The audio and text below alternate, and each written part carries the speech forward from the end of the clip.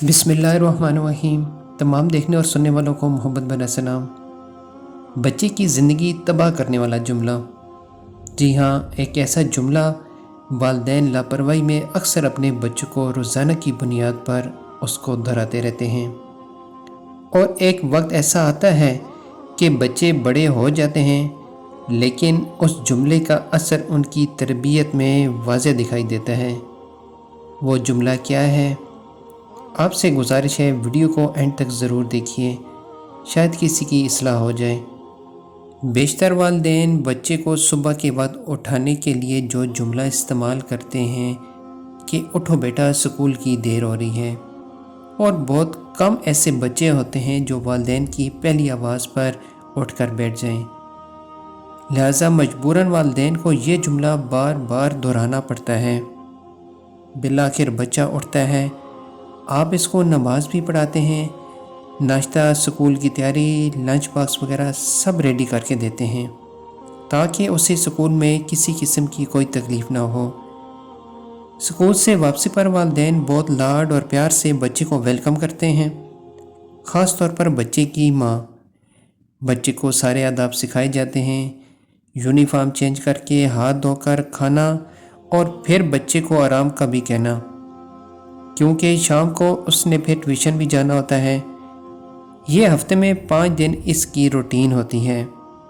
ہر گھر میں ایسا ہی ہوتا ہے، لیکن جس دن بچوں کو اسکول سے چھٹی ہو اس دن والدین خود بھی اور بچے بھی سوئے رہتے ہیں، اور آپ ان کے دماغ میں یہ بات نقش کر رہے ہوتے ہیں کہ اسکول نماز سے زیادہ ضروری ہے۔ آپ ان کے دماغ میں یہ بات فیڈ کر رہے ہیں کہ جب اسکول جانا ہو تو چلو پھر نماز بھی پڑھ لیا کرو، اور جس دن اسکول کی چھٹی ہو نماز پڑھنا ضروری نہیں۔ آپ چاہے واضح الفاظ میں یہ نہ بول رہے ہوں، لیکن جو جملہ آپ ہفتے میں 5 دن بولتے ہیں، اس کا عملی نمونہ آپ خود بچے کے سامنے ہفتہ اور اتوار کے دن پیش کر رہے ہوتے ہیں۔ اب سوال یہ ہے کہ والدین کو کرنا کیا چاہیے؟ تمام والدین سے گزارش ہے جب بھی بچے کو صبح اٹھائیں، اٹھو بیٹا اسکول کی دیر ہو رہی ہے کی بجائے اٹھو بیٹا نماز کی دیر ہو رہی ہے۔ جب آپ یہ جملہ روزانہ کی بنیاد پر بولیں گے تو اسے نماز کی اہمیت کا اندازہ ہوگا۔ جب وہ اسکول سے واپس آئے، جب ہاتھ دھونے لگیں تو آپ اس کو وضو کا بھی کہہ دیں، اور ساتھ کھانا بھی پیش کر دیں تاکہ وضو کے فوراً بعد کھانا کھائیں اور پھر نماز پڑھ لیں۔ اسی طرح جب ٹیوشن جانے لگے اور جب واپس آئے، حتیٰ کہ رات کے کھانے تک اولین ترجیح اس کی نماز ہونی چاہیے، کیونکہ بچے کو سکھانے کی اور بچے کے سیکھنے کی ایک عمر ہوتی ہے۔